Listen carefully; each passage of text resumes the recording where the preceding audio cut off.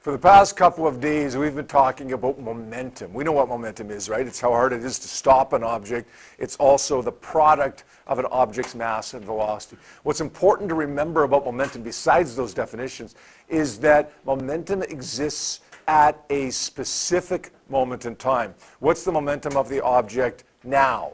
Or what's the momentum of the object 5 seconds from now? But it's bottom line is, what's the momentum of an object at a specific moment in time?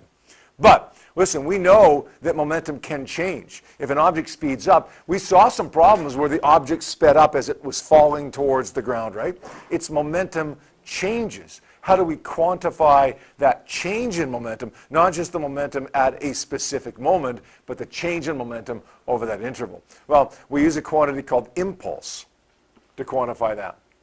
Impulse is defined quite simply as the change in momentum experienced by an object. The gain or loss of the momentum of an object. Now, think impulse is a vector or a scalar.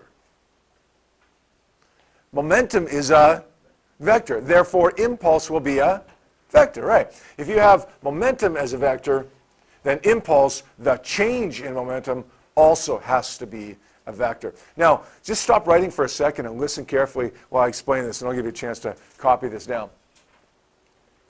Impulse is a vector. It can have a positive value or a negative value. It has a positive value, listen carefully to this, when momentum is gained in the positive direction. It has a negative value when momentum is lost in the positive direction. Now, there are 2 more scenarios that we could have. Impulse is positive if momentum is gained in the positive direction. When else could it be positive? Besides momentum gained in the positive direction. Good. When momentum is lost in the negative direction, right? So let's say that you've got a rocket being launched from the launch pad. It gains momentum as it goes upward. That's a positive impulse. Similarly, if you have something that's coming down and there's air resistance causing it to slow down, or a parachute causing it to slow down, or quite simply when it hits the ground and slows down, that's decreasing momentum in the negative direction. That's also a positive or an upward impulse. Does that make sense? So gaining momentum in the positive direction, losing momentum in the negative direction, they're both positive impulses. Okay, on the other hand, you get a negative impulse when you lose momentum in the positive direction. So let's say I throw a ball up into the air. That ball is going upwards. It loses momentum. That's a negative impulse. Similarly, when it comes down, it's gaining momentum in the negative direction. That's also a negative impulse or a downward impulse. All right, now you can copy that down. All right, so how do we actually quantify this, right? We talked about quantifying momentum at a specific moment in time, and we talked about quantifying the change in momentum using this concept of impulse, Braden. But how do we exactly quantify mathematically this concept of impulse? Well, I'm going to take you back to something in Physics 20, Newton's second law. Anybody remember what Newton's second law is? The first law, called the Law of Inertia, an object at rest wants to stay at rest forever until acted upon by an unbalanced force. An object in motion wants to stay in motion in a straight line, constant speed, until acted upon by an unbalanced force. The third law, object A applies a force on object B applies an equal and opposite force on object A. Kyle, the second law? Yeah, almost. You're kind of mixing up a little bit, but you're on the right track there. The acceleration of an object is proportional to the force and inversely proportional to the mass. So in other words, F is equal to m times A. If we rearrange that, F is equal to m times A. That's Newton's second law.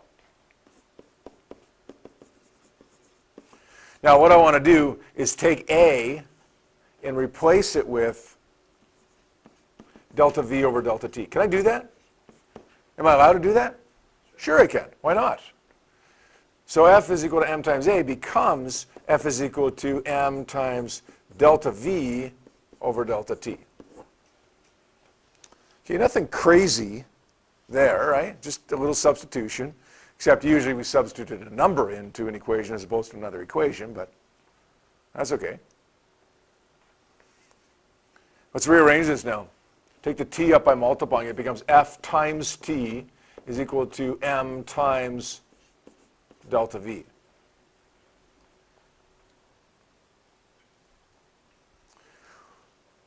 What does m times V equal to? What does m times V equal to? Momentum. All right. What does delta V mean? Change in what? Change in velocity. Okay, so if m times velocity is momentum, then m times change in velocity would be change in momentum. What do we define change in momentum as? Impulse. Right, impulse. So in other words, this is the impulse. This is the change in momentum.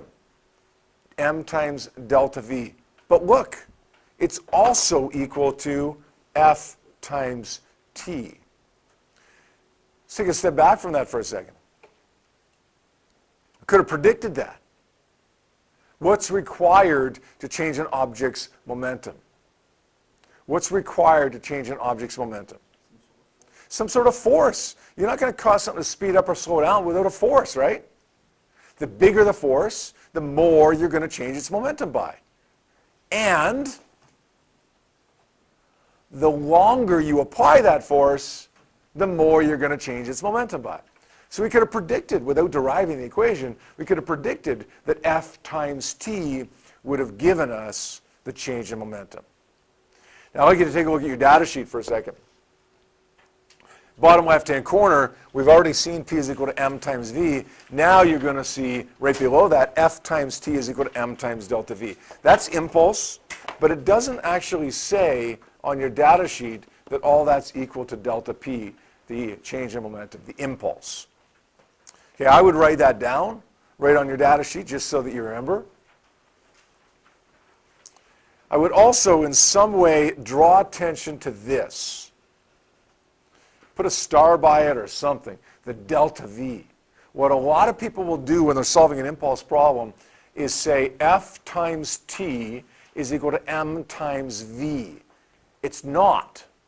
It's not m times V. And that might seem like a small thing, but it isn't. If you say m times V, you'll get the wrong answer.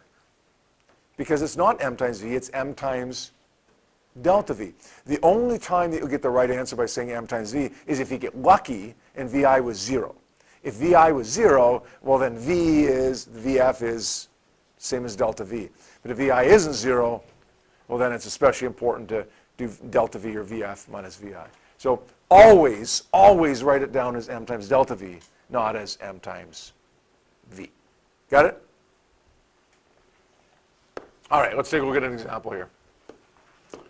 All right, so here's question example number 1. It says a 1,200 kilogram car is originally traveling 25 meters per second to the north. 35 seconds later, the car is traveling at 10 meters per second to the south. Notice I have the blue pen in my hand right now, but really I should put that down and pick up the red pen. How come? What do I want to do with the red pen here? Yeah, Danny? Yeah, we got a north and a south here, right? Man, how easy would it be to miss this? The fact that we got north and south, and that something's got to be positive and something's got to be negative. Impulse is a vector. We have to pay attention to direction here. And since there's a north and a south, there's going to be a positive and a negative here. Let's write down a few givens here.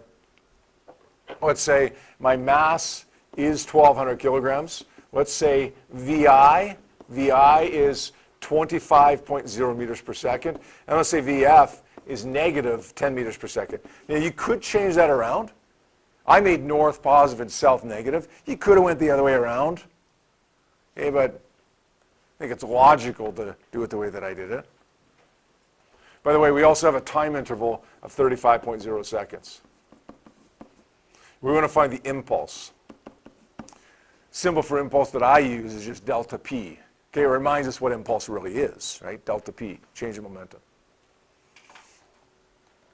All right, from our data sheet, we know that delta P, the impulse, is equal to either F times T or M times delta V. Which one do you want to use? F times T or M times delta V? M times delta V, right?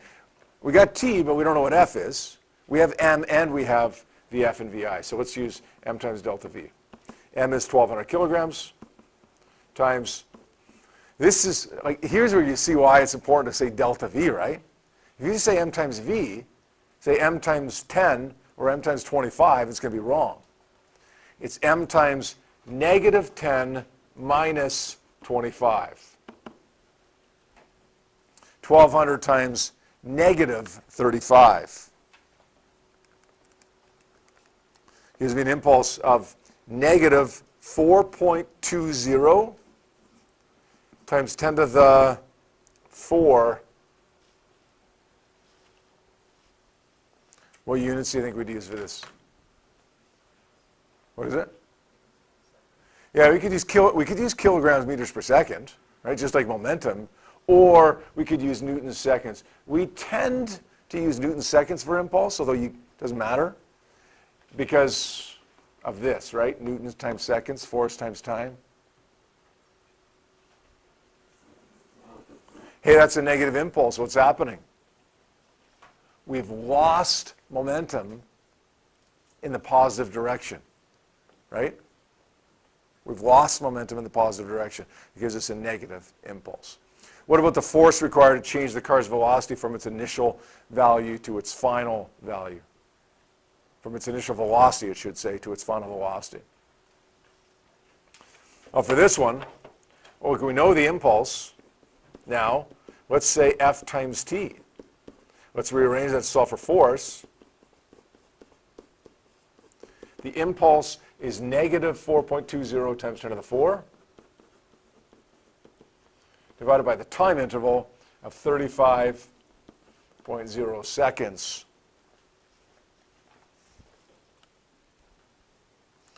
We do the math there, we get 1,200, or negative 1,200, I should say. Negative 1.20 times 10 to the 3 newtons.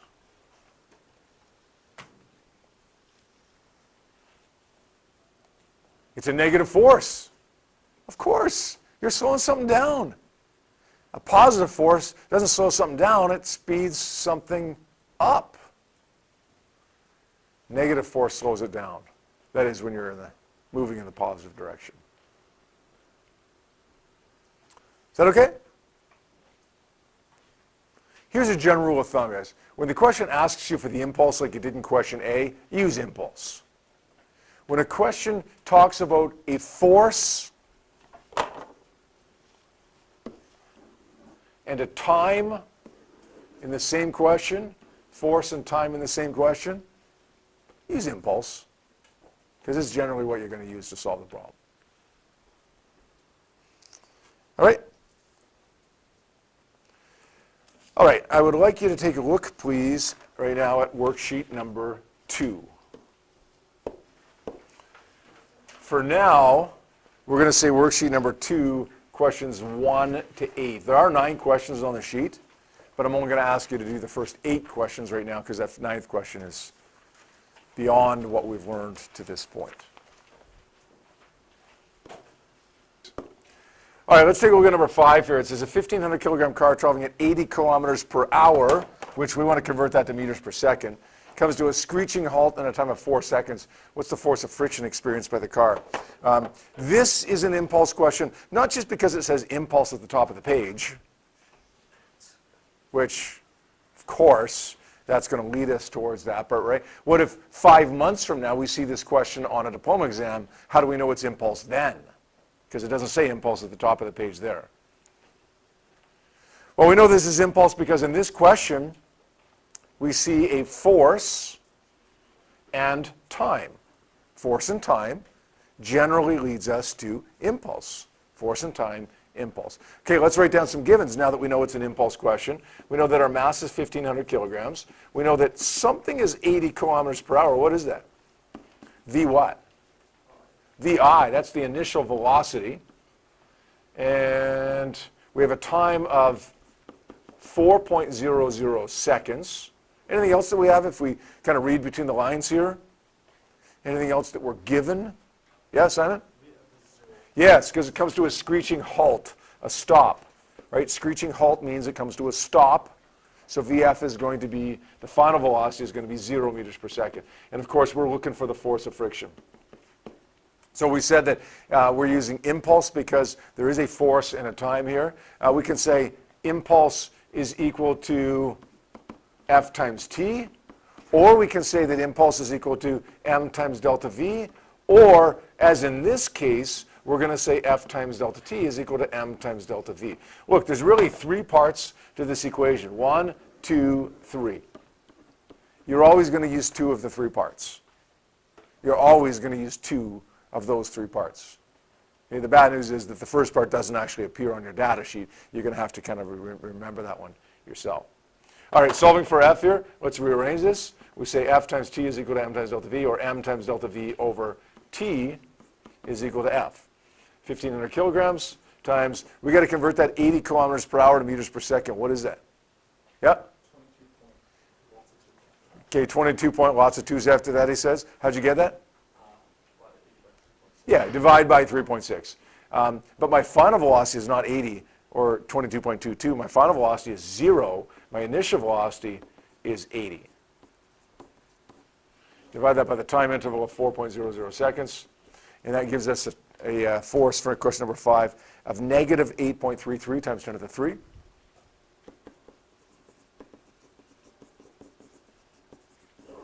What did we say a few minutes ago with a negative impulse? We should get a negative impulse if we're slowing down or losing momentum in the positive direction.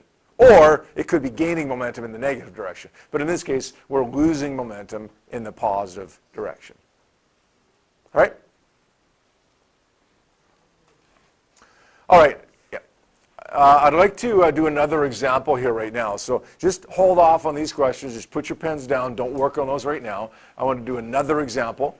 Okay, and then we'll kind of see where we're at here.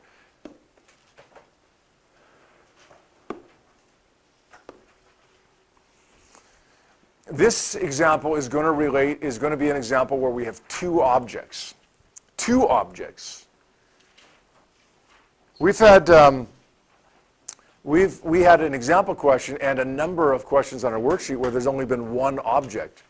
Okay, the impulse experienced by that 1 object, the gain in momentum or the loss in momentum of that 1 object is simply F times delta t or m times delta v. Well, when you have 2 objects, it's the same. It's still F times t or m times delta v. But what you got to be careful of is that when you're using impulse, you're only using 1 object. Like, you've got to ignore the other one. But the good news is, like, if you've got 2 objects, A and B, and you're looking for to solve for something about B, but you don't have enough information about B, the good news is that whatever momentum A gains, B will lose, or vice versa. Okay, when object A and B collide with each other, the impulse gained by, or the momentum gained by one object will be equal to the momentum lost by the other object. It's kind of like Newton's third law, right? Object A applies a force on B, B applies an equal and opposite force on A. If object A gains X amount of momentum, then object B will lose X amount of momentum. So 2 takeaways from this, right? 2 takeaways from this. 1, the momentum gained by one is equal to the momentum lost by the other. And 2, when you're analyzing this problem, pick one of them. One object, either object 1 or object 2, but don't deal with both in the same question. All right, let's take a look at the one example that we have to do with this, and then we'll let you work on your worksheet for the rest of class here. This one says a 1,200 kilogram car traveling north at 10 collides with the 1,000 kilogram car traveling south at 10. So we got a north and a south here that I'm going to draw attention to because I don't want to forget to make something positive, something negative here. The two cars entangle and head off as one at one velocity of 0.901 north after the collision. Here's how long the collision lasts. What's the force of impact on the lighter car and the force of impact on the heavier car? So two cars here. We're going to analyze this as an impulse problem. The reason we're going to do that is because we're looking for force. We have time. Okay, force and time is impulse, but it's a two-car problem, two-object problem. So remember, a couple of things. The two takeaways from that last page of notes. The first takeaway was that if car number one gains a certain amount of momentum, then car number two will lose the exact same amount of momentum. So the impulse of car one is equal and opposite to the impulse of car two. And the second takeaway from that was that you got to pick a car. Pick one car or the other when using impulse. Okay, let's say car number one. Let's go with car number one and see what we can do with that. We know the mass of car number one is 1,200 kilograms. We know the initial velocity is 10 meters per second, positive because it's north. The final velocity of car number one, says they head off together at 0.901 north.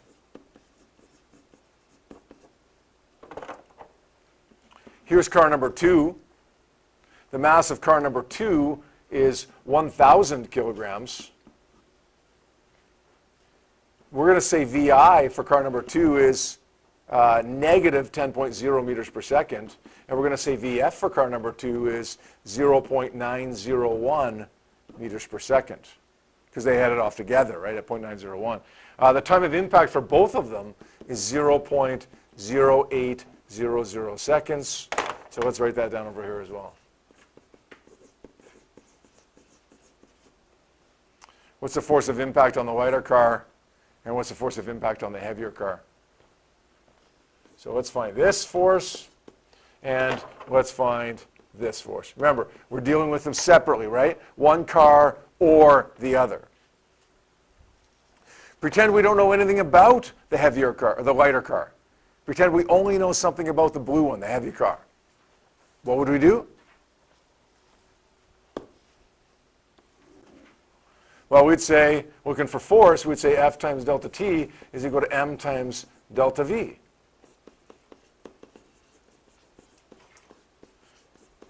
It's like we don't even know anything about the green car. We have no data for the green car.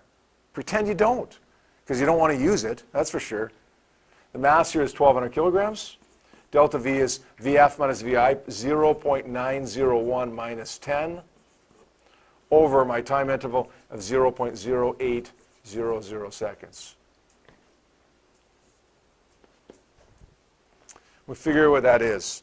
We say 1,200 times 0.901 minus 10 divided by 0.08 gives me a value of negative 1.36 times 10 to the 5 newtons.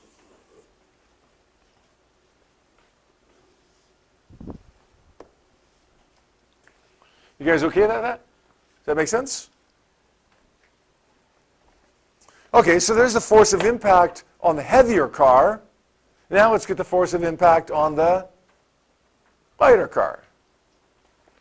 Let's say for this one, F is equal to M times delta V over delta T as well. M is 1,000 this time. Delta V is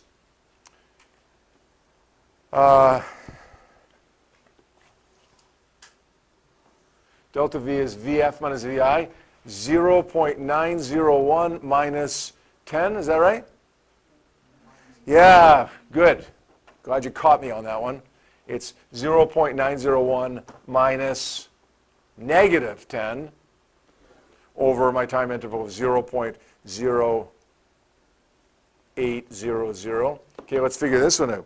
We say 1,000 times 0.901 minus negative 10, or at plus 10, Divide that by 0.08, and we get, what, 1.36 times 10 to the 5 newtons? Does that make sense? We get the same number as we got for the other one? If object A applies a force on object B, then object B applies an equal and opposite force on object A. Of course it makes sense. They had to be the same number. In fact, if you did this, analyze these two cars separately like we did, and you got different answers, what does that tell you? Yeah, it tells you you're wrong. You got to go back and check it. It has to be the same number. But opposite sign, right? If the force is the same, but opposite direction, then so would the impulse. We didn't have to calculate the impulse here, but it would have been, the impulse would have been the same as well, except this one would have been negative something, and then this one would have been positive something.